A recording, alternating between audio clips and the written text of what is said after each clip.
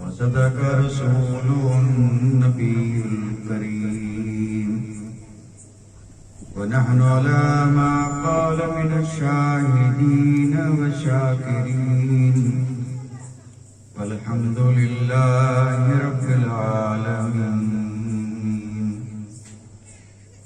كما قال الله تبارك وتعالى في عظمة شان حبيبه إن الله وملائكته يصلون على النبي يا أيها الذين آمنوا صلوا عليه وسلموا تسليما. اللهم صل على سيدنا مولانا محمد وعلى آل سيدنا مولانا محمد وبارك وسلم صلاة وسلاما عليك يا رسول الله صلاة وسلاما عليك يا حبيب الله.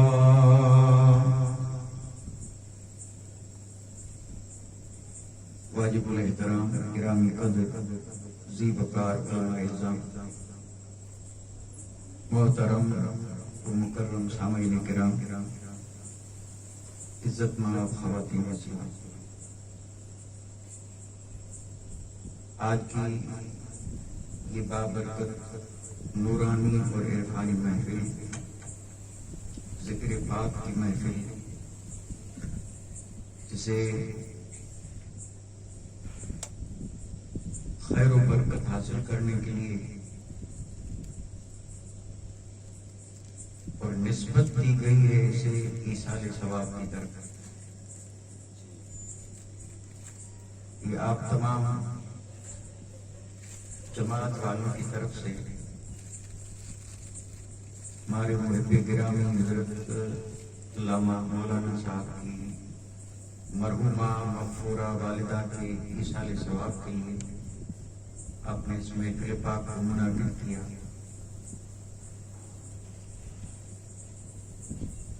اور اس آپ کے جذبے محبت اور ہمت پر میں آپ حضرات کو مبارکبادی پیش کر رہا ہوں. اللہ تعالیٰ ہم سب کی حاضری کو قبول فرمائے اور اللہ تعالیٰ اپنے حبیب کے صدقے میں مرحومہ کی مغفرت فرمائے اور انہیں جنت الفردوس میں اعلیٰ مقام عطا فرمائے اور اللہ تعالیٰ ان کی قبر کو جنت کے باغوں میں سے باغ بنائے. موقع اور محل کے لحاظ سے میں نے قرآن مجید اور فرقان حمید کی ایک مبارک مقدس اور مشہور آیت کریمہ آپ حضرات کی خدمت میں تلاوت کرنے کا شرف حاصل کیا اور اسی آیت کریمہ کی روشنی میں چند معروضات آپ حضرات کی خدمت میں عرض کرنے کی سعادت حاصل کروں گا. اللہ تعالیٰ اپنے حبیب کے صدقے میں اس ذکر خیر کو ہم سب کے لیے دونوں جہان کی سعادت مندی، نیک بختی اور نجات کا ذریعہ اور سبب بنائے. بڑے اختصار کے ساتھ میں اپنی گفتگو کا آغاز کر رہا ہوں اور کوشش یہ کروں گا کہ ہم اپنی گفتگو کو وقت پر مکمل کر لیں. اگرچہ عنوان اور مضمون جو میں نے منتخب کیا ہے بہت ہی طویل ہے، بہت لمبا مضمون ہے، لیکن ہم اسے اختصار سے عرض کریں. آپ اور ہم اور ہر مومن، چاہے مرد چاہے عورت، کیونکہ یہ ایمان اور عقیدے کی بات ہے اس لیے سب جانتے ہیں. اور وہ بات یہ ہے کہ سارے انسانوں میں اگر گناہوں سے معصوم کوئی ذات ہے تو وہ نبیوں کی ذات ہے. انبیاء علیہ السلام یہ گناہوں سے معصوم.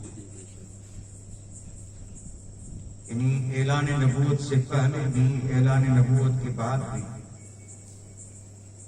نبی گناہ سے معصوم،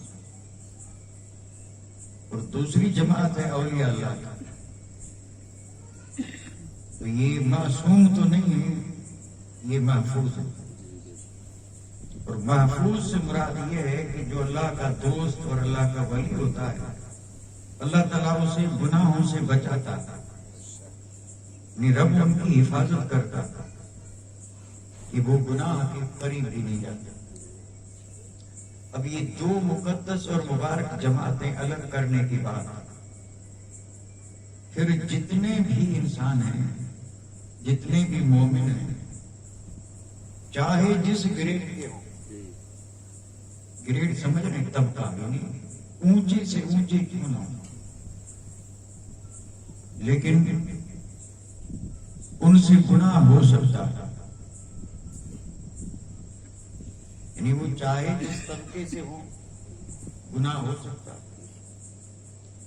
اس لیے یہ بالکل مسلمہ حقیقت ہے کہ انسان خاطی ہے، یعنی گناہ ہوتے رہتے ہیں، اب کسی سے کم کسی سے زیادہ، کوئی عمدن جان بوجھ کر کے گناہ کر بیٹھا اور کسی سے بھول سے اور خطا سے گناہ ہو جاتا ہے۔ گناہ چھوٹے بھی ہیں اور گناہ بڑے بھی ہیں، تو گناہ ہوتے رہتے ہیں۔ اب یہ گناہ ہوتے رہتے ہیں، صرف یہی جملہ جو ہے اگر اس کو تفصیلاً بیان کیا جائے تو اس کے لیے کافی وقت درکار ہے۔ یعنی انسان غافل ہے اور وہ اس چیز کی طرف دھیان نہیں دیتا، ورنہ حقیقت یہ ہے کہ قدم قدم پہ گناہ ہو رہے ہیں اور انسان کو خبر ہی نہیں، کیونکہ انسان مرکب من الخطأ والنسیان، اس کی ترکیب بھی ہوئی ہے کس چیز سے؟ خطا سے اور بھول سے، تو گناہ ہوتے رہتے۔ نبی معصوم ہیں، ولی محفوظ ہیں، باقی سب سے گناہ ہوتے رہتے ہیں، ہو رہے ہیں۔ اچھا، جب گناہ ہو رہے ہیں تو آپ کسی بھی مومن سے اگر پوچھیں کہ کیا کوئی مومن یہ چاہتا ہے کہ دنیا سے جب جائے تو گناہ لے کے جائے؟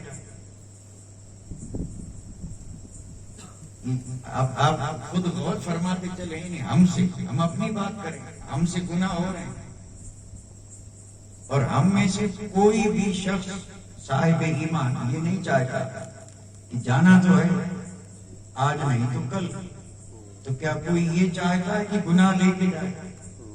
ہرگز نہیں۔ ہر مومن یہ چاہتا ہے کہ گناہ معاف ہو جائے، کیونکہ گناہ لے کے جائیں گے تو حساب ہوگا اور گناہوں کی سزا بھگتنی پڑے گی، اور وہاں کی سزا بہت سخت ہے، بہت سخت ہے۔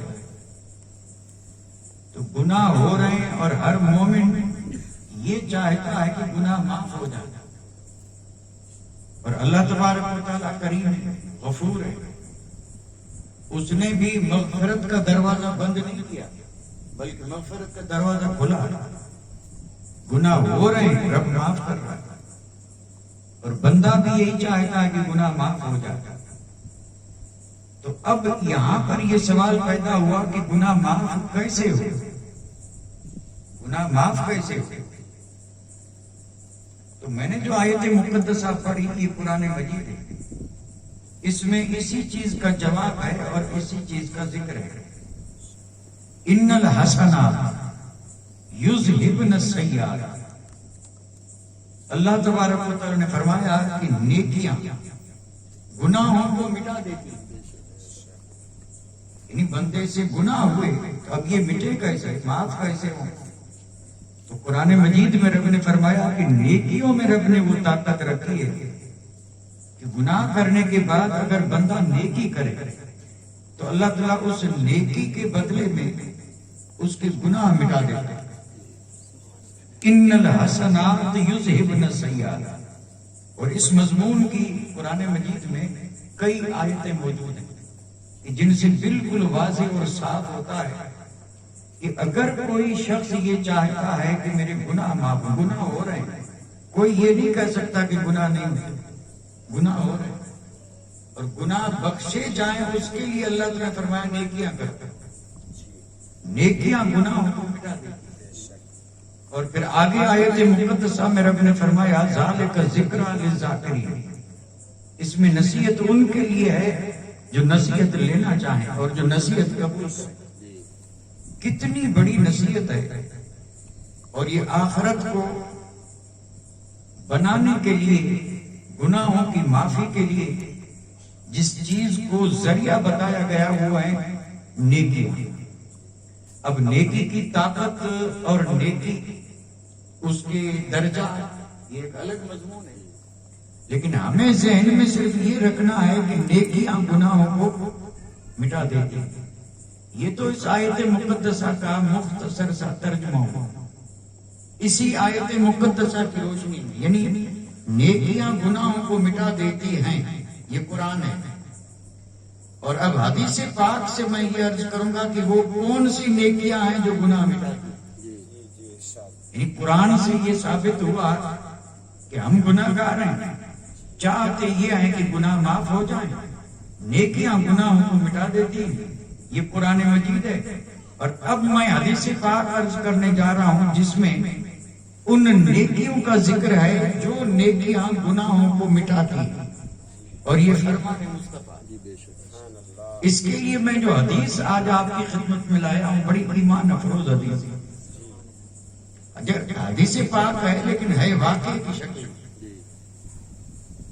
اور آپ نے کہیں نہ کہیں ضرور سماعت فرمایا ہوگا۔ تو اس حدیث پاک اور اس حدیث کے واقعے کو ذکر کرنے سے پہلے ذہن میں رکھیں کہ یہ بات آج کی نہیں ہے، یہ جو میں عرض کرنے جا رہا ہوں واقعے کی شکل میں حدیث پاک، یہ بات آج کی نہیں ہے، یہ میرے اور آپ کے آقا تاجدار مدینہ کی پاک مقدس دور کی بات ہے، یعنی حضور کے پاک زمانے کی بات ہے، اور وہ بات بھی ہے مدینہ شریف کی، اور مدینہ شریف میں بھی ایک رات کی بات ہے، یعنی مدینے کی ایک رات اور دور حضور کا۔ آپ ذرا اس پہ غور فرمائیں کہ یہ بات یعنی شہر مدینے کا، دور حضور کا، اور بات ایک رات کی، کیونکہ مدینے کی تو ہر رات نورانی ہے، آج بھی ہے۔ اس وقت تو نور کا عالم کیا ہوگا یہ تو اللہ بہتر جانے، مدینہ تو آج سارا کا سارا جنت ہے، اور مدینے کی رات آج بھی نورانی رات ہے۔ تو حضور کے زمانے میں جب یہ رات آئی ہوگی جس کی میں بات کر رہا ہوں، راتیں وہاں روز آتی ہیں، اور ظاہر بات ہے رات آتی ہے تو پھر جاتی ہے، اور دن آتا ہے، پھر دن جاتا ہے تو رات آتی ہے، یہ سلسلہ یوں چل رہا ہے، رات اور دن آ رہے ہیں جا رہے ہیں، اور عمر جو ہے وہ ختم ہوتی جا رہی ہے اسی رات کے آنے اور جانے، اور ہمارا اس کی طرف کوئی دھیان نہیں۔ تو یہ رات جس کی میں بات کر رہا ہوں، اللہ اکبر، یہ رات آئی، یعنی یہ رات آئی حضور کے زمانے میں اور آئی مدینے میں۔ صحابہ کرام نے حضور کے پیچھے عشاء کی نماز پڑھی ہوئی، اور عشاء کی نماز پڑھ کے صحابہ باتیں نہیں کرتے، حکم تھا جلدی سو جاؤ کیونکہ تہجد میں اٹھنا ہوتا تھا، اور اگر کوئی دینی بات ہوتی تھی تو اجازت تھی، اور آج بھی، ورنہ حکم یہ ہے کہ عشاء پڑھ کے اور فوراً سو جاؤ اور تہجد کے وقت اٹھو، اور اگر دینی مذاکرہ ہے، محفل ہے، تو پھر آپ چاہے ساری رات بیٹھے رہیں، کوئی حرج نہیں، لیکن لایانی باتوں میں بیٹھنا منع ہے، جس کا کوئی مقصد نہ ہو اور جس سے کوئی فائدہ نہ ہو، بے فائدہ بے مقصد لا یعنی باتیں، ایسی باتیں کرنے کے لیے بیٹھنا یہ منع ہے۔ شرعی حکم یہی ہے، عشاء پڑھو سو جاؤ، اور صحابہ کا اس پہ عمل تھا۔ تو مسجد نبوی سے صحابہ نکلے، جنہیں سونا تھا وہ چلے گئے، اور جنہیں بیٹھنا تھا وہ بیٹھتے رہے، رات گزرتی رہی، آیا تہجد کا وقت، اور تہجد کا وقت جب حضور کے زمانے میں آتا تھا تو حضرت بلال اذان دیتے تھے، اور مدینہ شریف میں آج بھی تہجد کی اذان ہوتی ہے، جیسے ہمارے یہاں پنج وقتہ ہوتی ہے، ہم تو پنج وقتہ اذان سن کر کے بھی نہیں آتے، اور صحابہ کے دور میں جب تہجد کی اذان ہوتی تھی تو میرے آقا نے حکم دیا تھا، فرمایا تھا تمام صحابہ کو حکم تھا کہ جب تہجد کا وقت ہو اگر مرد پہلے اٹھے تو بیوی کو جگائے، اور تہجد کے وقت اگر بیوی کی آنکھ کھلے تو وہ شوہر کو جگائے، اور یہ جب دونوں جاگ جائیں تو مل کر کے بچوں کو جگائیں، اور پھر سر سجدے میں رکھ کر کے رب کو منانا۔ صحابہ کرام کا تو معمول یہی تھا، اس میں کوئی فرق نہیں۔ تہجد کی اذان، تہجد کے لیے سب اٹھتے، تو میں جس رات کی بات کر رہا ہوں سب اٹھے، کسی نے تہجد گھر میں پڑھی، کسی نے مسجد نبوی میں، اور پھر وقت گزرتے دیر نہیں لگتی، آیا فجر کا وقت، پھر اذان ہوئی، اذان فجر۔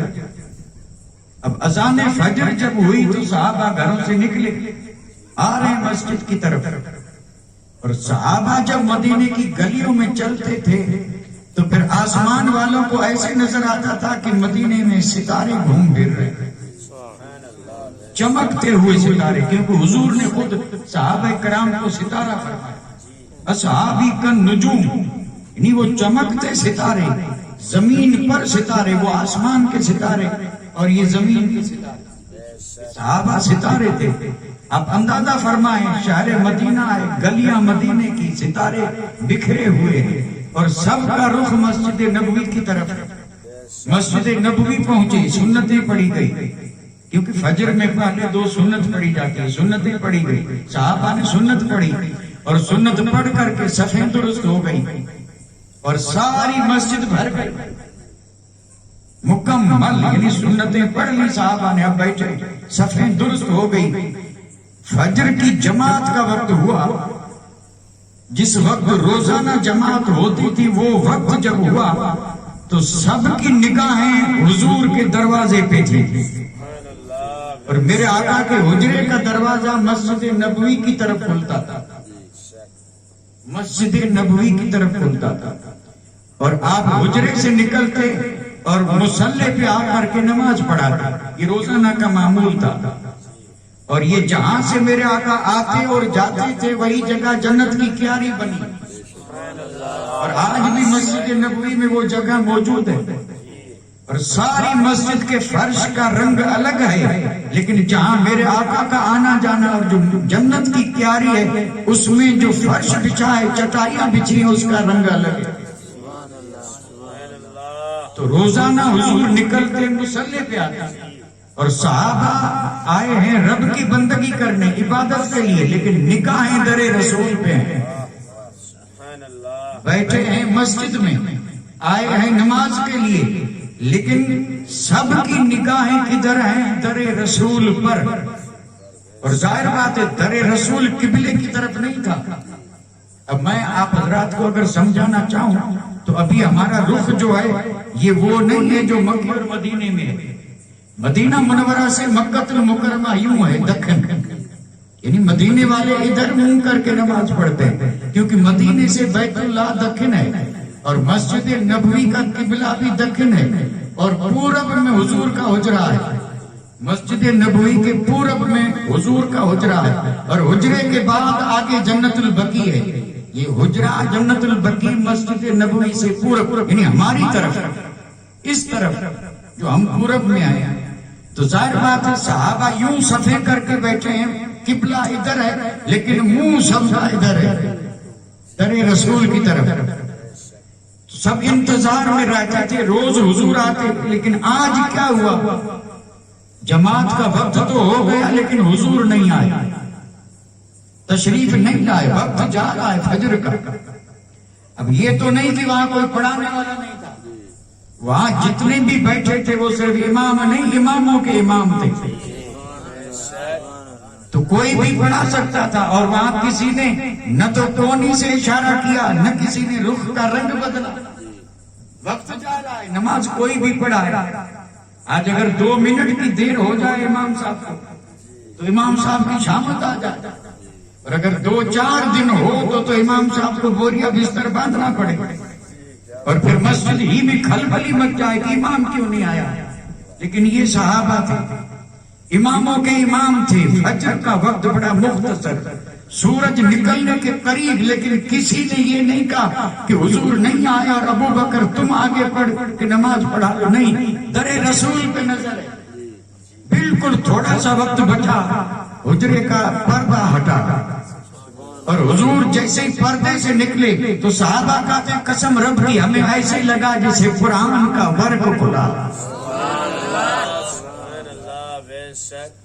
اور پھر میرے آقا سیدھے مصلی پہ آئے، بڑی مختصر نماز پڑھائی کیونکہ وقت تھوڑا تھا. فجر پڑھائی آپ نے آخری وقت میں، اور حدیث میں لفظ آئے کہ بس سورج کی کرنیں پھوٹنے والی تھی، اس سے پہلے آپ نے جلدی جلدی فجر کی نماز پڑھائی. فجر کی نماز پڑھا کر کے میرے آقا نے سلام پھیرا اور سلام پھیر کر کے حکم فرمایا اور فرمایا الا مصافکم. صحابہ کرام سے فرمایا جہاں ہو جس جگہ وہیں بیٹھے رہو، کوئی ہلے نہیں. اب کون ہلے؟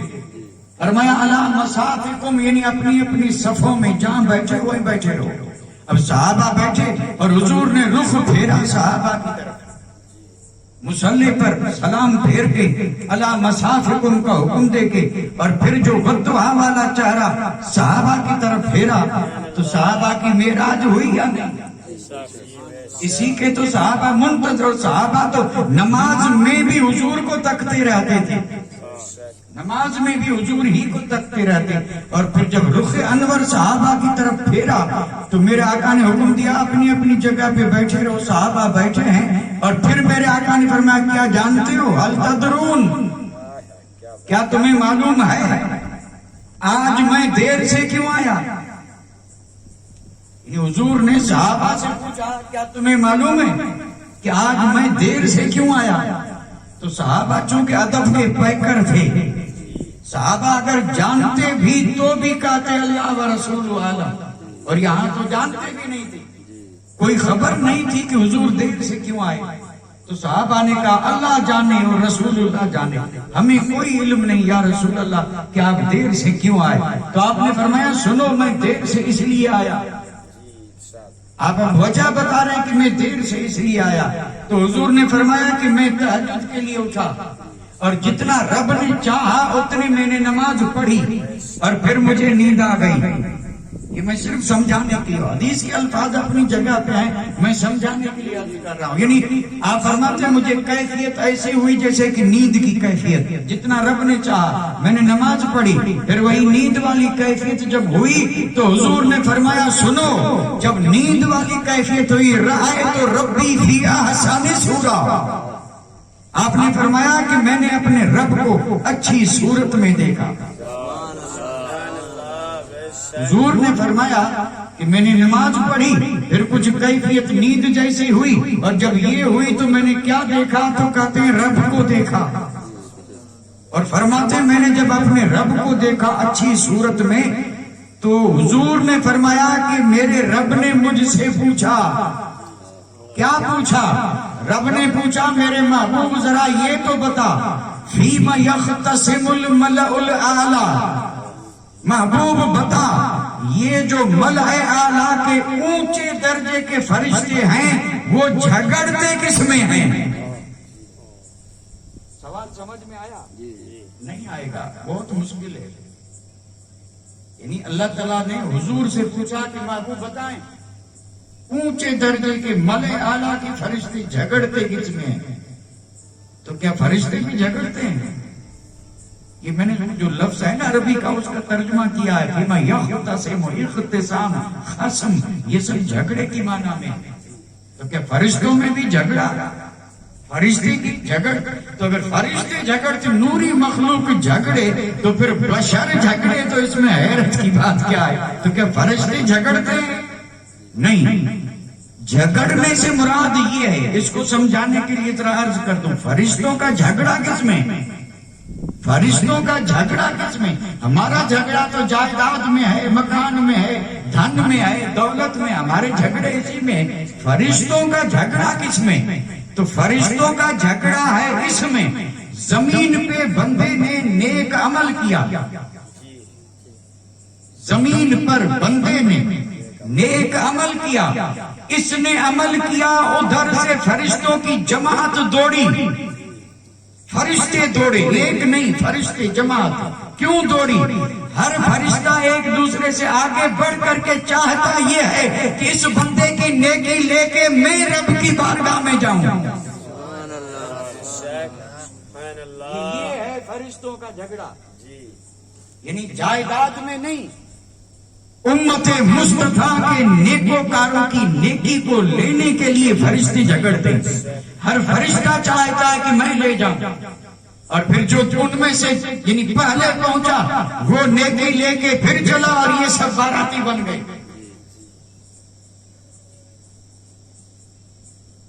بندے نے نیکی کی، کیا ایک فرشتہ لے جا نہیں سکتا تھا؟ فرشتوں کی طاقت تو معلوم ہے کہ فرشتوں کی طاقت کتنی ہے، اور اس میں جبریل امین کی طاقت کتنی ہے۔ فرشتے نوری مخلوق ہے، تو کیا نیکی اتنی بھاری تھی کہ وہ ایک اٹھا نہیں سکتا تھا؟ نہیں، یہ اعزاز ہے اس امت کے لیے کہ فرشتے یہ چاہتے ہیں کہ مصطفیٰ کے اس امتی کی نیکی لے کے میں رب کی بارگاہ میں جاؤں تاکہ رب مجھ سے راضی ہو جائے۔ تو یہ فرشتے جماعت کی شکل میں اترتے ہیں، یہی جھگڑا ہے، یہی فرشتوں کا جھگڑا ہے۔ تو اللہ تعالیٰ نے پوچھا محبوب بتا یہ کون سے عمل ہیں جن کو لینے کے لیے فرشتے جھگڑتے ہیں؟ یہ ہے اصل مقصد۔ اچھا، اب بھی اگر سمجھ میں نہ آئے تو اس بات کو تھوڑی دیر کے لیے یہاں ذہن میں رکھے، میں اسی پر ایک بات عرض کر رہا ہوں جو میرے حساب سے بڑی مفید ہے، بڑی مفید ہے، زبردست، اور میں ابھی سے بات کی روشنی میں عرض کر رہا ہوں۔ میں نے جو عرض کیا کہ فرشتوں کا عمل یعنی بندے کا عمل، اب عمل سے مراد کیا ہے بھائی؟ اس بندے نے صرف کہا سبحان اللہ، کیا کہا؟ اب اس نے کہا سبحان اللہ، ادھر سے دوڑی فرشتوں کی جماعت۔ ہر فرشتہ یہ چاہتا ہے کہ اس کا یہ سبحان اللہ رب کی بارگاہ میں لے جاؤں، یہ ہے۔ اور پھر بڑے عمل ہیں تو ان کی شان بھی بہت بڑی ہے۔ اس پر میں ایک بات عرض کر رہا ہوں، وہ بات یہ ہے، آپ کسی سے بھی معلوم کر لیں، اور اگر چاہیں تو اس پر آپ کہیں سے فتویٰ بھی منگا لیں، آپ کو اجازت ہے۔ ہر آدمی کے عمل رب کی بارگاہ میں جانے کے لیے ہر آدمی کے عمل کے لیے دروازہ جدا ہے، یعنی ہر آدمی کا عمل رب کی بارگاہ میں جاتا ہے، اس کے لیے سب کے لیے دروازہ الگ ہے، اور ہر آدمی کے عمل کو لینے کے لیے فرشتے بھی جدا متعین ہیں۔ یہ فلاں شخص ہے، یہ عمل کرے گا تو اس کا عمل اس دروازے سے جائے گا، اور اس دروازے سے فرشتے لے کے رب کی بارگاہ میں جائیں گے۔ یہ بات ذہن میں رہے، یعنی ہر آدمی کے اعمال صالحہ کو فرشتے لے کے رب کی بارگاہ میں جاتے ہیں، تو ہر آدمی کے عمل کے جانے کا دروازہ جدا ہے، یعنی میرے اعمال جہاں سے جا رہے ہیں وہاں سے آپ کے نہیں جائیں گے، آپ کے اعمال کے لیے دروازہ جدا ہے۔ تو گویا کہ جتنے مومن اتنے ان کے لیے الگ دروازے ہیں، نیکی جو رب کے پاس پہنچتی ہے۔ اور ابھی بھی اگر سمجھ میں نہ آئے تو ذرا اور واضح کر دیں، لیکن یہ ہے یعنی بات بڑھے گی، اور بڑھانا مقصد نہیں ہے، بات کو جتنی مختصر ہو اتنا اچھا ہے، لیکن چونکہ بات سمجھانا مقصد ہے اس لیے اس چیز کو میں بیچ میں چھوڑنا بھی اچھا نہیں سمجھتا۔ یہ جو میں نے ابھی عرض کیا اس کو سمجھانے کے لیے ایک بات عرض کرتا ہوں۔ جنید بغدادی کا نام سنا ہے؟ یہ سر خیل اولیاء، جنید بغدادی سر خیل ولیوں کے سردار ہیں، اور جن کا مزار پاک بغداد میں ہے۔ جنید بغدادی کے دور میں دور دراز سے کہیں دو اللہ کے نیک بندے نکلے جنید بغدادی کی زیارت کے لیے۔ پہلے لوگ جاتے تھے، نیکوں کی زیارت کے لیے جاتے تھے، صحبت میں بیٹھتے تھے، اور پھر ان سے فیض پاتے تھے، اور پھر اپنی زندگی کو بناتے تھے۔ نیکوں کو ملنے کے لیے لمبا سفر کر کے جاتے تھے۔ تو یہ دو اچھے بندے، نیک بندے، دور دور کا سفر کر کے بغداد آ رہے تھے، جنید بغدادی سے ملے۔ اب بغداد کے قریب جب پہنچے تو ذرا تھک گئے تھے، سوچا بیٹھے، تو کسی درخت کے نیچے جا کے بیٹھے تو اچانک کیا ہوا، آواز آئی، یعنی یہ درخت کے نیچے بیٹھے ہیں، آواز آئی، اور آواز آئی تو کسی کہانی والے نے کہا انا للہ و انا الیہ راجعون، افسوس جنید بغدادی کا وصال ہو گیا۔ اب یہ آواز جب انہوں نے سنی بڑا افسوس ہوا، کہنے لگے کتنا لمبا سفر کیا، جنید بغدادی سے ملنے جا رہے تھے اور یہ آوازیں آ رہی ہیں جنید بغدادی کا وصال ہو گیا، اب کیا کریں؟ تو ایک دوسرے سے کہنے لگے کوئی حرج نہیں، وصال ہو گیا تو ملاقات نہیں ہوگی، جلدی چل کے جنازے کو کندھا دیں، کیونکہ ولی کے جنازے کو جو کندھا دیتا ہے وہ بھی جنتی بن جاتا ہے۔ تو اب یہ واپس نہیں بلکہ پھر بھی آگے بڑھے، اور جب شہر بغداد میں پہنچے سنا کیا تھا کہ جنید کا وصال ہو گیا، اور بغداد میں پہنچے تو دیکھتے ہیں کہ بازار کھلے ہیں، سارے لوگ اپنے کام کاج میں مشغول ہیں، کسان کھیت کی طرف جا رہا ہے، مویشی والا اپنے مویشی لے کے جنگل کی طرف جا رہا ہے، مزدور مزدوری کر رہا ہے، دکان والا دکان کھول رہا ہے، تو ایک دوسرے کی طرف دیکھ کے کہنے لگے کہ کوئی راز ہے، جنید جیسا آدمی وصال کرے اور بغداد کے بازار کھلے رہیں، یہ ہو نہیں سکتا۔ تب تو سب بند کر کے جاتے جنید کے جنازے میں، جنید کا وصال ہو اور یوں چہل پہل، معاملہ کیا ہے؟ تو انہوں نے اب یہ تو کسی سے پوچھ نہیں سکتے کہ جنید کا وصال ہوا، ادب تھا، یہ بے ادبی آج ہوئی ہے، اس لیے انہوں نے طریقہ کیا بتایا، کسی آدمی سے جا کے پوچھا کہ ہم مسافر ہیں، ہمیں جنید بغدادی سے ملنا ہے۔ سوال اس طرح کیا، سوچا اگر وصال ہو گیا ہوگا تو یہ جواب دے گا ملو گے کیا، ان کا تو وصال ہو گیا، اور اگر نہیں ہوا ہوگا تو پھر جواب ادب بھی رہے گا، جواب بھی مل جائے گا۔ کتنا حسین انداز ہے، انداز ہو تو ایسا ہو۔ تو انہوں نے پوچھا ہمیں جنید سے ملنا ہے اور ہم مسافر ہیں، پتہ نہیں جنید بغدادی کا گھر کہاں۔ تو اس آدمی نے کہا اللہ تم پہ رحم کرے، تم بالکل سیدھے ہی آئے ہو، یہ جو گلی ہے یہ جنید کی ہے، چلے جاؤ بالکل آخر میں نکڑ پہ جو گھر ہے وہ جنید کا ہے۔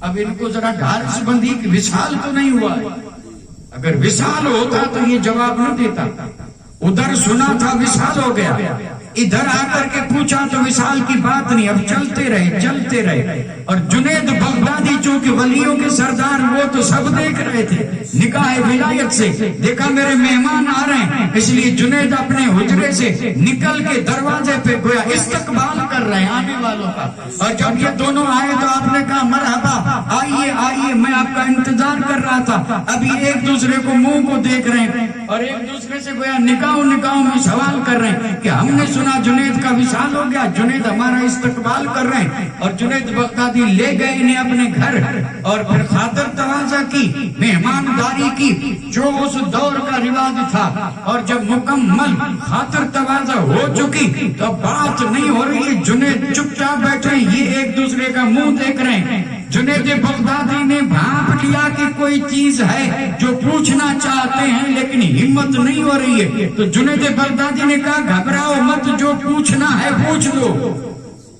کیونکہ جنید کو معلوم تھا سوال کیا ہے۔ تو انہوں نے کہا کہ حضرت ہم آپ سے ملنے کے لیے بڑی دور کا سفر کر کے فلاں ملک سے آئے، اور جب بغداد کے پاس پہنچے تو ہم نے یہ سنا کہ جنید بغدادی کا وصال ہو گیا۔ اللہ اکبر! جنید نے جب یہ سنا تو زارو قطار رونے لگے، زارو قطار رو رہے، روتے روتے ہچکیاں بند گئی، اور یہ بھی پریشان کہ ہم نے جنید کو پریشان کر دیا، رلا دیا، اور یہ چپ بھی نہیں کر رہے، روتے روتے جب تھکے تو جنید بغدادی نے کہا کہ بیٹو تم نے سچ سنا، تم نے سچ سنا، جنید کا وصال ہو گیا، یہ سچ ہے۔ انہوں نے کہا حضرت سچ کیسے، جنید سامنے بیٹھے، وصال ہوا کہاں؟ تو فرمایا بات یہ نہیں ہے، بلکہ اصل میں بات یہ ہے کہ میری ساری عمر میں میری تہجد کی نماز قضا نہیں ہوئی، پوری عمر میں تہجد کی نماز قضا نہیں ہوئی۔ آج کوئی عذر ایسا تھا، آج کوئی مجبوری ایسی تھی کہ میری تہجد کی نماز مجھ سے قضا ہوئی اور جب تہجد میں نے نہیں پڑھی تو روزانہ جو میری تہجد لینے فرشتے آتے تھے، آج بھی آئے تھے، روزانہ لے کے جاتے تھے، اور آج آئے، میں نے تہجد نہیں پڑھی تھی تو یہ جب خالی گئے، آسمان اول سے جب جا رہے تھے تو آسمان کے فرشتوں نے اعلان کر دیا کہ جنید نہ رہا، اگر جنید حیات ہوتا تو تہجد کی نماز آتی، تہجد کی نماز نہیں آئی، اس لیے جنید کا وصال ہو گیا۔ یہی آوازیں جانوروں نے سنی تھی اور پھر جنگل میں یہی آوازیں گونج رہی تھی، میرا وصال نہیں ہوا، بلکہ ایک تہجد کی نماز نہیں گئی، اس لیے فرشتوں نے کہا جنید نہ رہا۔ آپ نے شاید اس پہ غور کیا ہو یا نہ کیا ہو، اور اگر چاہیں تو میں ذرا یعنی اس پہ تھوڑا سا تبصرہ کرتا چلوں۔ جنید بغدادی کی تہجد کی نماز نہ جائے تو فرشتے اعلان کریں کہ جنید کا وصال ہو گیا۔ تہجد فرض بھی نہیں ہے، تہجد واجب بھی نہیں ہے، امت پہ تہجد نہ فرض ہے نہ واجب ہے بلکہ سنت ہے، پڑھے تو ثواب ہے اور نہ پڑھے تو کوئی باز پرش بھی نہیں ہے۔ تہجد جو یعنی صبح سویرے پڑھی جاتی ہے سحر کے وقت تہجد کی نماز، اور یہی پڑھ پڑھ کے لوگ ولی بنتے ہیں، ولی اسی سے بنتے ہیں، اور جو کچھ مانگنا ہو اس وقت اٹھ کر کے یہ نماز پڑھ کے مانگو، دامن خالی نہیں رہے گا۔ تو اب جنید بغدادی کی ایک تہجد کی نماز فرشتے آئے اور خالی گئے تو فرشتوں میں چرچا ہونے لگا کہ جنید کا وصال ہو گیا۔ اس پر میں صرف دست بستہ یہ عرض کر رہا ہوں، دست بستہ ایک تہجد کی نماز نہیں گئی، آسمانوں میں اعلان ہو گیا کہ جنید کا وصال ہو گیا، تو جس کی 60 سال سے ایک فرض کی نہیں گئی وہ کیسے زندہ رہا؟ میں یہ بات اس لیے عرض کر رہا تھا کہ ہر آدمی کی نماز نیکیاں اوپر جانے کے لیے دروازہ ہے، فرشتے آتے ہیں اور نیکی اگر کی ہے تو لے کے جاتے ہیں، اور اگر نیکی نہیں کی تو فرشتے کہتے ہیں مر گیا، زندہ ہوتا تو یہ نیکی آتی، نہیں آئی تو مر گیا۔ فرشتے جسے کہیں مر گیا وہ اگر زندہ بھی ہے تو وہ زندگی کس کام کی ہے؟ وہ زندگی ویسی ہے جیسے جانوروں کی زندگی ہے۔ مومن کی زندگی تو یہ ہے کہ وہ فرشتہ آئے تو پھر خالی نہ جائے۔ ہم اگر روزانہ 5 نہیں پڑھتے ہیں تو روزانہ آتا ہے، فجر میں آیا خالی گیا، ظہر میں خالی، عصر میں خالی، مغرب میں خالی، عشاء میں خالی، 24 گھنٹے میں فرشتہ آیا اسی راستے سے، اسی دروازے سے جو بنا تھا ہمارے لیے، اور یہ خالی گیا۔ پھر ایک دن نہیں، ایک دن سے پھر ہفتہ، ہفتے سے مہینہ، مہینے سے سال، اور سال سے پھر ساری عمر بنی، اور یہ فرشتہ یوں ہی آتا رہتا ہے اور یوں ہی خالی جاتا ہے۔ اب آپ اندازہ فرمائیں کیا وہ بندہ زندہ ہے کہ جس کے دروازے سے کوئی نیکی نہ جائے، فرشتوں میں اعلان ہو جائے کہ مر گیا؟ اگر زندہ ہوتا تو پھر یہ فرشتہ خالی نہ آتا۔ زندگی نام کھانے پینے کا نہیں ہے، زندگی نام دنیا کمانے کھپانے کا نام نہیں ہے، زندگی نام ہے بندگی کرنے کا۔ بندہ بندگی کرے، فرشتے بندگی لے کے جاتے رہیں، اور پھر اس کی زندگی کا چرچا وہاں بھی ہوتا رہے اور یہاں بھی ہوتا رہے۔ نعرہ تکبیر، نعرہ رسالت، فیضان اکبری، فیضان محمودی، نعرہ حیدری۔ یہ ہے فرشتوں کا جھگڑا۔ اللہ تعالیٰ نے اپنے حبیب سے پوچھا فیم یختصم الملأ الاعلی، اور اس کو آسان کر دوں، اللہ تعالیٰ نے پوچھا محبوب بتا تیری امت کے وہ کون سے عمل ہیں جن کو لینے کے لیے فرشتے ایک دوسرے سے آگے بڑھتے ہیں، وہ عمل کون سے بتا؟ رب نے پوچھا تو حدیث پاک میں ہے، اس جواب میں میرے اور آپ کے آقا نے فرمایا لا ادری، فرمایا میرے رب مجھے علم نہیں۔ آپ نے فرمایا مجھے علم نہیں، مجھے خبر نہیں، حکمتیں ہیں۔ اور جب آپ نے فرمایا لا ادری تو کچھ لوگ اس حدیث کو یہیں تک پڑھتے ہیں اور کہتے ہیں خود نبی نے کہا دیا مجھے کوئی خبر نہیں۔ اور پھر بتاتے ہیں کہ دیکھو نبی ہماری طرح ہے جیسے ہمیں خبر نہیں نبی کو خبر نہیں، اور یہ خود نبی نے فرمایا۔ اب عوام کیا جانے، کیا حدیث تو ابھی آدھی بھی نہیں ہوئی، آگے کی کیوں نہیں پڑھتے؟ جب میرے آقا نے فرمایا لا ادری تو حضور نے فرمایا، پھر رب نے بات کو وہی ختم نہیں کیا، وضع یدہ بینک تفیہ، فرمایا اللہ تعالیٰ نے اپنا قدرت والا ہاتھ میری پیٹھ پہ رکھا۔ حضور نے فرمایا میں نے جب کہا مجھے معلوم نہیں تو اللہ تعالیٰ نے قدرت والا ہاتھ، جیسے اس کی شان کے لائق ہے، اللہ ہاتھ سے پاک ہے، لیکن یہ جیسے اس کی شان کے لائق ہے قدرت والا ہاتھ رب نے اپنے محبوب کے شانوں کے بیچ میں پیٹھ پہ رکھا۔ تو حضور نے فرمایا وجدت بربہ بین ثدییہ، ہاتھ رب نے رکھا قدرت والا پیٹھ پہ، اور حضور نے فرمایا ٹھنڈک محسوس کی میں نے سینے میں، اور فرمایا جب مجھے ٹھنڈک محسوس ہوئی تو اس ہاتھ رکھنے کا اثر یہ ہوا تجلی لی کل شیء، فرمایا کائنات کی ہر چیز مجھ پہ روشن ہو گئی، کائنات کی ہر چیز مجھ پہ روشن ہو گئی۔ یہ ہے ہمارا ایمان اور عقیدہ کہ حضور سب جانتے ہیں، حضور نے سب دیکھا، یہ رب کی عطا سے دیکھا، سب تجلی روشن ہو گیا، اور صرف تجلی ہی نہیں، آگے میرے آقا نے فرمایا فعلمتہ، فرمایا ہر چیز مجھ پہ واضح روشن بھی ہوئی، اور ہر چیز کی حقیقت کو میں نے جان بھی لیا، پہچان بھی لیا۔ یہ ہے وہ علم جو رب نے اپنے اب پھر رب نے پوچھا محبوب اب بتا کون سے عمل ہیں جس کو لینے کے لیے فرشتے دوڑتے ہیں جھگڑتے ہیں، وہ عمل کون سے؟ تو حضور نے اللہ اکبر، میرے آقا کا کلام تو دیکھیں، آپ نے ایک ہی لفظ بولا، عرض کرنے لگے پروردگار عالم فی الکفارات، وہ عمل وہ ہیں جو گناہوں کو مٹانے والے، بس اتنا ہی بولا، بندوں کے وہ عمل وہ نیکیاں جو کفارات ہیں، کفارات منا مٹانے والے، بس کوئی عمل کا تذکرہ نہیں، صرف یہ ہے کہ کفارات میں جھگڑتے ہیں۔ مطلب یہ کہ حضور نے فرمایا وہ عمل جو گناہوں کو مٹاتے ہیں، فرشتے ان کو لینے کے لیے دوڑتے ہیں اور ایک دوسرے سے آگے بڑھتے ہیں، پھر لے کے رب کی بارگاہ میں جاتے ہیں، اور وہ عمل ہے کفارات۔ اب کفارات رب جانتا ہے، رسول جانتے ہیں، لیکن دنیا والے کیا جانے، اس لیے رب نے فرمایا ما ہن، محبوب ذرا واضح کر دے، ذرا کھول دے وہ ہیں کون سے، یعنی وہ جو گناہوں کو مٹانے والے عمل ہیں وہ ہیں کون سے جن کو فرشتے لینے۔ اب سنیے میرے آقا نے فرمایا وہ عمل یہ ہیں جو گناہوں کو مٹاتے ہیں، وہ عمل یہ ہیں، کون فرما رہا ہے؟ مصطفیٰ۔ عمل سن لیں، عمل سن لیں، وہ عمل کون سے؟ پہلے میں حدیث پڑھ لوں برکت کے لیے۔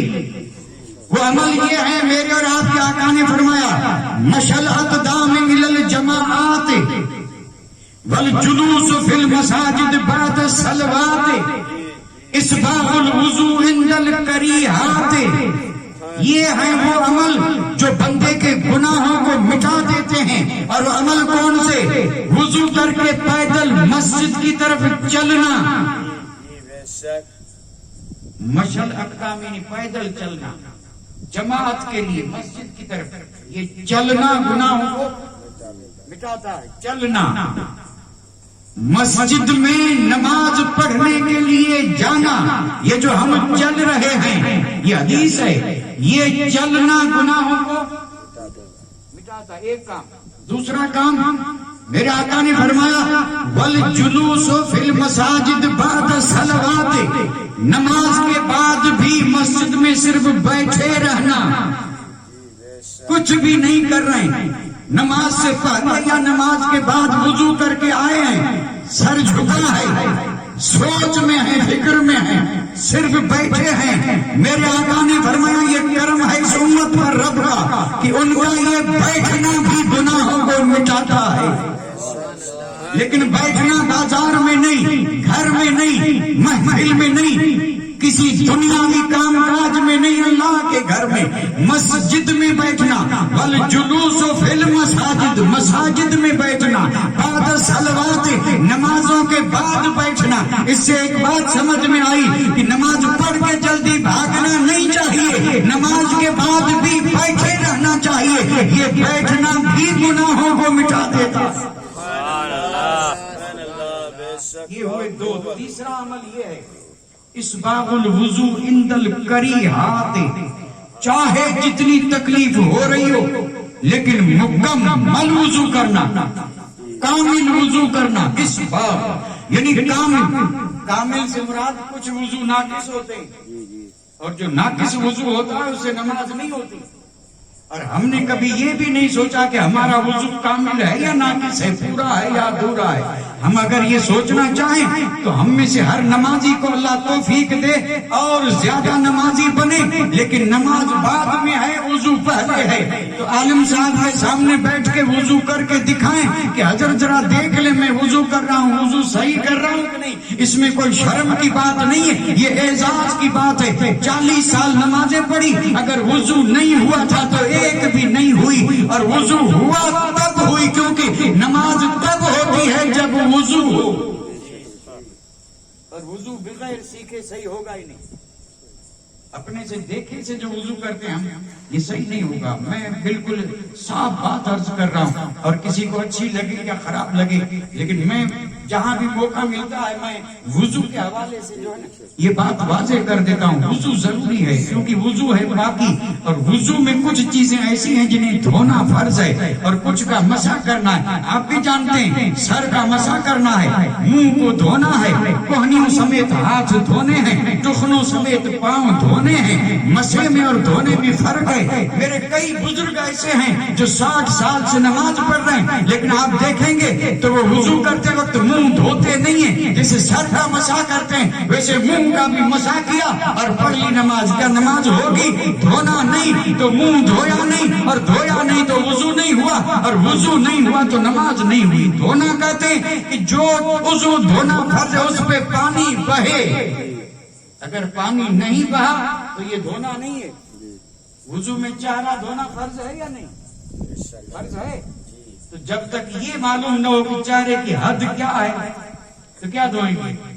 چہرے کی لمبائی کتنی، چوڑائی کتنی، کتنے حصے کو، چہرہ مانا منہ، لیکن منہ کہاں تک ہے یہ جب تک پتا نہ ہو تو پھر دھوئیں گے کیا، جب یہ بھی معلوم نہیں کہ منہ کہاں سے۔ اور میں عرض کر دوں جہاں عموماً بال نکلتے ہیں سر کے پیشانی کے، وہاں سے لے کے ٹھوڑی، یہ اس کی لمبائی ہے، اور اس کن پٹی سے لے کے اس کن پٹی تک یہ سارا چہرہ ہے۔ یہ پورا چہرے میں یہ کن پٹی بھی آ گئی، آئی یا نہیں آئی؟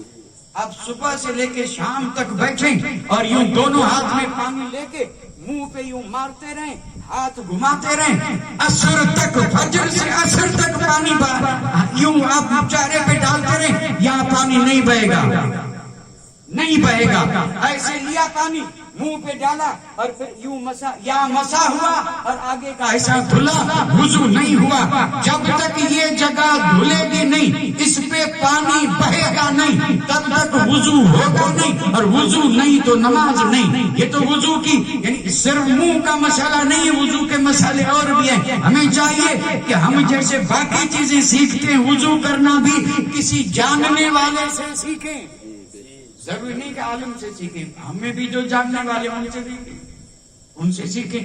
اور اگر پوچھنا دشوار ہو رہا ہو تو یقین ہو کہ یہ صحیح کرتا ہوگا تو ذرا غور سے اس کے وضو کو دیکھ لیا کریں، یہ کیسے وضو کر رہا ہے۔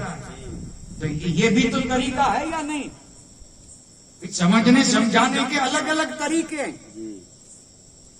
بڑی عمر کا ایک بزرگ شیخ آیا تھا، اور آیا کہاں؟ حسنین کریمین کی دربار میں۔ حسنین تو سمجھ رہے ہیں، امام حسن امام حسین، امام حسن اور امام حسین کی دربار میں۔ اب وقت ہو گیا تو اس نے وضو کیا، اس بوڑھے نے۔ دونوں شہزادوں نے دیکھا کہ یہ وضو کر ہی نہیں سکتا، وضو اس کا ہوا ہی نہیں۔ بڑی عمر کا بزرگ ہے، دیکھا وضو ہوا نہیں، تو آپس میں کہنے لگے کہ کریں کیا، چونکہ عمر میں بڑا ہے اور بزرگ ہے، اب اس کو سمجھائیں کیسے۔ انداز تو دیکھیں، ادب سے کہنے لگے کہ اے چچا ذرا ایک تھوڑی سی زحمت اٹھائیں، ہم بچے ہیں، آپ بڑی عمر کے، آپ کے سامنے ہم ذرا وضو کرتے ہیں اور پھر آپ ہمیں بتائیں کہ ہمارا وضو صحیح ہے یا نہیں۔ اب جب شہزادوں نے وضو کیا تو یہ شیخ غور سے دیکھتا رہا، چونکہ اپنا وضو تو معلوم تھا کہ میں وضو کیسے کرتا ہوں، اور جب نواسہ رسول نے وضو کیا تو اس کے لیے لائٹ اور روشنی ہوئی کہ میرا وضو صحیح نہیں تھا، وضو تو اس کو کہتے ہیں۔ تو اماموں نے جب وضو پورا کر لیا تو اس نے قدم چوم کر کے کہا قربان جاؤں آپ کی تعلیم پہ، وضو میرا صحیح نہیں تھا اور آپ نے بتا دیا کہ یہ صحیح وضو ہے۔ سبحان اللہ، بہت خوب۔ اسباغ الوضو عند الکریہات، مشکل وقت میں چاہے جتنی سردی ہو، چاہے جتنا پانی ٹھنڈا ہو، چاہے جتنا بخار ہو، چاہے جتنی تکلیف ہو، لیکن نماز پڑھنی ہے تو اسباغ وضو کرنا، یہ اسباغ وضو گناہوں کو مٹا دیتا ہے۔ ان الحسنات یذہبن السیئات، نیکیاں گناہوں کو مٹا دیتی ہیں۔ کون سی نیکیاں؟ اس میں سے میں نے 3 کا ذکر کیا اور وہ بھی حدیث کی روشنی میں۔ مسجد کی طرف چلنا، مسجد میں بیٹھنا اور اسباغ وضو، یہ گناہوں کو مٹا دیتے ہیں۔ اندازہ فرمائیں اب یہ کیسے مٹاتے ہیں؟ کیا یہ تو بڑی تفصیل، میں نے کہا مضمون بڑا طویل ہے، بڑا طویل ہے، کیونکہ اس میں ایک ایک چیز اپنی جگہ پہ ایک تقریر ہے، ایک ایک چیز اپنی جگہ پہ ایک تقریر ہے۔ یہ جو حدیث پاک ہے یہ، باقی تو باتیں اپنی جگہ پہ ہیں، اس حدیث پاک کا ایک ایک جملہ اپنے دامن میں علم کے معرفت کے گویا سمندر سمیٹے ہوئے مصطفیٰ کا بیان ہے۔ لیکن یہ بات واضح ہو گئی کہ جو عمل گناہوں کو مٹاتے ہیں وہ یہ مسجد کی طرف چلنا، مسجد میں بیٹھنا، کامل وضو کرنا۔ اب آپ مجھے بتائیں یہ نماز تو نہیں ہے؟ کیا یہ چلنا نماز ہے؟ بیٹھنا نماز ہے؟ وضو کرنا نماز ہے؟ تو الحمدللہ آپ کہہ رہے ہیں کہ نہیں، نہ بیٹھنا نماز ہے، نہ چلنا نماز ہے اور نہ وضو کرنا نماز ہے، تو پھر یہ ہے کیا؟ تو اس کو کہتے ہیں نماز کے مقدمات، یہ سب نماز سے پہلے کی چیزیں ہیں۔ کرم تو دیکھیں، نماز تو ابھی باقی ہے، نماز سے پہلے جو نماز کے لیے ضروری ہے، جب اس میں یہ طاقت ہے کہ وہ گناہوں کو مٹا دیتے ہیں، تو بندہ جب رب کی بارگاہ میں اللہ اکبر کہہ کے اور جب رب سے گفتگو شروع کرتا ہے تو بتائیے اب نماز کیا کرے گی؟ عشق والے کہتے ہیں نماز خدا سے ملا دے گی۔ وضو نے، چلنے نے، بیٹھنے سے گناہ مٹا دیے، اور پھر جب نماز پڑھی تو نماز نے بندے کو خدا سے ملا دیا، اور اسی لیے کہا گیا الصلاۃ معراج المومنین، یہ نماز مومنوں کی معراج ہے۔ حدیث ابھی ختم نہیں ہوئی، حدیث تو ابھی آدھی ہوئی ہے، یہ جو میں حدیث ہی پڑھ رہا تھا، اور یہ جو کچھ عرض کیا ہے یہ کوئی خطاب نہیں، کوئی تقریر نہیں، بلکہ یہ مکمل حدیث ہے۔ اور موقع محل کے لحاظ سے میں نے آپ کی خدمت میں عرض کیا ہے کہ دنیا میں جو بھی آیا ہے اسے جانا ہے، نبی معصوم ہیں، ولی محفوظ ہیں، باقی ہم سب سے خطائیں اور گناہ ہو رہے ہیں، ہمیں چاہیے کہ گناہ لے کے نہ جائیں، کوشش کریں کہ گناہ معاف ہو جائیں، اور اگر گناہ معاف کروانا چاہتے ہیں تو اس میں 3 عمل یہ ہیں، اپنا لیں، حضور کے صدقے رب گناہ معاف فرما دے گا۔ سبحان اللہ، بہت خوب۔ اس میں کوئی کام ایسا ہے جو مشکل ہو؟ ہے کوئی مشکل؟ ہم تو اس سے بھی بہت بڑے بڑے مشکل کام کر لیتے ہیں، اور ان کے حساب سے یہ کام بڑے آسان ہیں۔ مسجد کی طرف چلنا کیا مشکل ہے؟ اگر ہو تو ذرا بتا، کہیں بیچ میں کانٹے ہیں، کوئی ڈنڈا لے کے کھڑا ہے، کسی نے کہا اگر مسجد میں گیا تو مار دوں گا، ابھی تک تو نہیں ہے، اور اب جب نہیں جاتے ہیں تو حالات بن رہے ہیں، اگر جاتے تو یہ بھی نہ بنتے، نہیں گئے تب تو یہ حال ہوا ہے۔ مسجدیں جب خالی دیکھی تو حملے ہو رہے ہیں، بھری ہوئی جب تھی تب کوئی آنکھ اٹھا کر کے بھی مسجد کو نہیں دیکھتا تھا، یہ قصور ہمارا ہے۔ مسجد مومن اگر بھر دیں تو پھر کسی کی ہمت نہیں۔ تو 3 عمل جو گناہوں کو، اور اگلی حدیث اب میں چھیڑوں گا نہیں، کیونکہ ہمارا مقصد تھا یہ ذکر پاک کر کے اور پھر یعنی دعائیں مغفرت کرنا اللہ قبول فرمائے. اور ذکر بھی میں نے اپنی طرف سے کچھ بھی نہیں، نہ میری کوئی بساط ہے نہ کوئی ہمت ہے، میں نے تو حضور کا فرمان سنا دیا، اور وہ بھی کہاں کی بات، مدینے کی بات، مدینے کی رات، حضور کا دور، صحابہ کی جماعت، اس وقت جو میرے آقا نے فرمایا، جو رب سے ملاقات ہوئی، رب نے پوچھا، مصطفیٰ نے جواب دیا. بات تو دیکھیں کتنی زبردست ہے، اور اسی بات میں یہ بات آئی ہے کہ یہ وہ عمل ہے جو گناہوں کو مٹا دیتے ہیں، اور جہاں گناہ مٹتے ہیں وہاں نیکیاں لکھی جاتی ہیں. سبحان اللہ. یہ بھی حدیث سے ثابت ہے. جہاں یہ ذکر آتا ہے کہ گناہ مٹتے ہیں تو وہاں یہ بات بھی حدیثوں سے ثابت ہے کہ جہاں گناہ مٹائے جاتے ہیں اللہ تعالیٰ اس جگہ کو خالی رہنے نہیں دیتا، فرشتوں سے فرماتا ہے یا نیکی لکھ دو، یا نیکی لکھ دو، گناہ مٹا تو نیکی لکھ دو. اور مزید بڑا کرم یہ اللہ تعالیٰ فرماتا ہے گناہ مٹا دیے نیکی لکھ دی، لیکن چونکہ معاملہ محبوب کی امت کا ہے اس لیے رب فرماتا ہے درجے بھی بلند کر دو. سبحان اللہ. درجے بھی بلند ہو رہے ہیں. بے شک. اور پھر یہ اللہ کے گھر تو سبحان اللہ، اس کی طرف اٹھنے والا ایک ایک قدم کتنا عظیم ہے.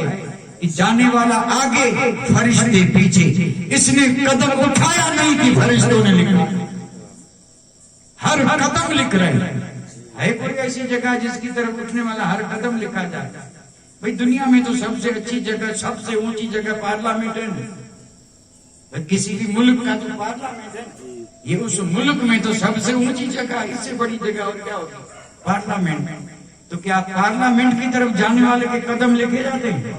اس کے پیچھے فرشتے چلتے ہیں، قدم لکھو، نیکیاں لکھو، گناہ مٹاؤ، درجے بلند کرو. اس کا تو حال یہ ہے کہ ایک ایک قدم پہ ہزاروں برائیاں لکھی جا رہی ہیں، ہزاروں لکھی جا رہی ہیں. حالانکہ پارلیمنٹ ہے، اور اگر چھپر بھی ہے لیکن نام مسجد کا ہے، رب کی عبادت کے لیے بنا ہے. عمارت نہ صحیح، چھپر ہی صحیح، لیکن ہے مسجد. اور چلنے والا شہنشاہ وقت نہ صحیح، اگر کوئی چل رہا بھی ہے لیکن اس کے آگے چلتے ہوئے پیچھے فرشتے چل رہے ہیں اور اس کے قدم لکھے جا رہے ہیں، اور قیامت کے دن انہیں قدموں کے حساب سے ثواب ملے گا. انہیں قدموں کتنے خوش نصیب ہیں جو 5 وقت نماز کے لیے چل کے آتے ہیں. اندازہ فرمائیں قیامت کے دن جب ان کے دفتر کھلیں گے، جب ان کے قدموں کا حساب ہوگا، اور جب ان کے قدموں پر نیکیوں کے انبار لگیں گے، اور جب یہ سب دیکھ کر کے اس کا سر فخر سے بلند ہوگا، تو جو نہیں پڑھتے تھے وہ کفے افسوس ملیں گے اور کہیں گے ہائے افسوس، ہم محروم رہ گئے، کاش ہم نے بھی چل کر کے ذخیرہ بنانا ہوتا تو آج ہمارے لیے بھی ثوابوں کے انبار ہوتے، نیکیوں کے پہاڑ ہوتے. اللہ ہم سب کو توفیق عطا فرمائے. سب ہیں خطاکار، اور کوشش کریں نیکیاں کرنے کی تاکہ ان نیکیوں کے بدلے میں اللہ گناہوں کو، ان الحسنات یذہبن السیئات، بے شک نیکیاں گناہوں کو مٹا دیتی ہیں. ذالک فرمایا یہ جو کچھ بھی بیان ہو رہا ہے، جو بیان ہوگا، جو بھی ذکر ہے نیکیوں والا، ذالک ذکر، اس میں نصیحت ہے، یہ پوری کی پوری نصیحت ہے. لیکن ہے اس کے لیے، سب کے لیے نہیں ہے، اس کے لیے جو نصیحت لینا چاہے. تو دعا کریں اللہ تعالیٰ ہم سب کو نصیحت لینے والوں میں سے بنا دے، مسجد کی طرف چلنے والوں میں سے بنا دے، مسجد میں بیٹھنے والوں سے بنا دے، اور کامل وضو کرنے والوں میں سے بنا دے. اور اللہ تعالیٰ ان نیکیوں کی توفیق رفیق عطا فرمائے تاکہ ہم جب یہاں سے جائیں تو خالی ہاتھ نہ جائیں، بلکہ اگلے سفر کے لیے زاد راہ لے کے جائیں. اگلے سفر کے لیے زیادہ راہ بھئی سفر پہ جانا ہے کہ نہیں؟ اب میں آخر میں سوال کر کے آپ سے اجازت لے رہا ہوں، ہے کوئی جو یہ کہے کہ نہیں جاؤں گا؟ آج تک تو کسی نے نہیں، ہفتہ کے ان کے راجہ نے بھی نہیں کہا، سکندر نے بھی نہیں کہا. مہیا گو کہ سب سامان ملکی اور مالی تھے. سکندر جب گیا دنیا سے دونوں ہاتھ خالی تھے. تو سفر پہ تو جانا ہے نا، بالکل جانا ہے. اچھا سفر کتنے دنوں کا ہے؟ وہ سفر کتنے دنوں کا؟ تو کہیں گے اللہ جانے اور اس کا، کیونکہ وہ 60-80 برس والا تھوڑے، وہ تو یہ سفر ہے اس جہان کا. وہ جو عالم ارواح سے ماں کے پیٹ میں آئے، وہاں رہے 9 مہینے، تو وہ سفر 9 مہینے کا تھا. عالم ارواح میں جب تک رب نے چاہا رہے وہ سفر تھا. ماں کے پیٹ میں 9 مہینے رہے وہ 9 مہینے کا سفر تھا. اور یہاں رہیں گے 60-70 برس تو یہ 60-70 برس کا سفر ہے. اور سفر چھوڑ کے یہاں سے جب اگلے ملک میں جائیں گے تو وہاں کا سفر اتنا لمبا ہے کسی کو خبر نہیں. قیامت قائم ہونے تک وہ سفر کتنا لمبا, قیامت قائم ہونے تک. تو اس سفر کے لیے سامان سفر کا لمبا سفر ہے. سامان تو چاہیے کہ نہیں؟ تو سامان سفر ہے کیا؟ یہی نیکیاں ہیں, اعمال صالحہ ہیں. یہی چیزیں اس اگلے سفر کے لیے زیادہ راہ ہے, سامان سفر ہے. خوش رہیں وہ اور خوشیاں منائیں وہ جنہوں نے یہ سامان تیار کر لیا. اور جن کے پاس نہیں ہے وہ روتے ہیں, جانے سے ڈرتے ہیں, گھبراتے ہیں, کیونکہ جانتے ہیں سامان تو ہے نہیں, آگے کریں گے کیا, کیونکہ اندھیرا ہے اور بڑی تنگ تاریخ جگہ ہے, ساتھی بھی کوئی نہیں ہوگا, نہ معلوم کہاں تک رہنا پڑے گا, تو پھر کریں کیا. اس لیے عقل مند بزرگوں نے یہ فرمایا, قرآن مجید میں بھی ہے, حدیث پاک میں بھی ہے کہ روح زمین پر عقل مند ہے ہی وہی جو اپنی آخرت کا سامان تیار کرے. آخرت کا سامان تیار کرے. میں صرف ایک جملے پہ اپنی بات ختم کر رہا ہوں, اور وہ جملہ یہ ہے, جیسے یہاں ہمیں لباس کی ضرورت ہے, اب کوئی ایسا عقل مند دکھائیں گے جس کے پاس جسم پہ لباس نہ ہے یا نہیں؟ پاگل کی بات چھوڑ دے, جتنے بھی عقل مند ہیں لباس ہے یا نہیں؟ لباس ہے. اور یہ لباس جو ہے یہ اس جہان کا, اس جہان کا.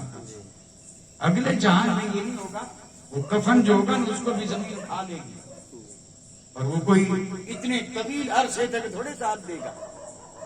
اور وہ وہاں کا لباس ہے ہی نہیں, وہ تو صرف اعزاز ہے, 2 چادریں اعزاز ہے, وہاں کا لباس نہیں ہے. اگلا ملک, اگلا سفر اور اگلا جہان جہاں سب کو جانا ہے. آپ کسی بھی کتاب کو اٹھا کے دیکھ لیں, جیسے یہاں لباس کی ضرورت ہے ویسے وہاں بھی لباس کی ضرورت رہے گی, اور یہاں والا لباس وہاں کام نہیں آئے گا. تو پھر وہاں لباس کیا ہے؟ تو سن لیں, وہاں کا لباس ہے جو قرآن نے بتایا. قرآن نے کہا لباس ہوا تقویٰ, اس جہان کا لباس تقویٰ ہے. جو تقویٰ لے کے گیا لباس والا رہے گا, اور جس کے پاس تقویٰ نہیں وہ ننگا رہے گا. ہے کوئی جو ننگا رہنا پسند کرے؟ اور وہاں کا لباس ہی تقویٰ ہے, یعنی متقی, پرہیزگاری, خدا سے ڈرنا, نیکیاں کرنا, دینداری, شریعت, احکام الہیہ پہ عمل کرنا. جس کو تقویٰ کہتے ہیں, جو جتنا متقی ہوگا اتنا ہی وہاں اس کا لباس بھی عالی شان ہوگا. اور لباس سے لوگ پہچان لیں گے کہ یہ سب سے زیادہ اچھے لباس والا جو ہے یہ سب سے زیادہ بڑا متقی بھی ہے اور پرہیزگار بھی ہے. تو اس جہاں میں لباس تقویٰ ہے. اس لیے رب نے جا بجا فرمایا اتقوا اللہ, اتقوا اللہ, پرہیزگار بنو تاکہ لباس لے کے وہاں جاؤ. اللہ ہم سب کو پرہیزگار بننے کی توفیق دے. وما علینا الا البلاغ وآخر دعوانا ان الحمد للہ رب العالمین.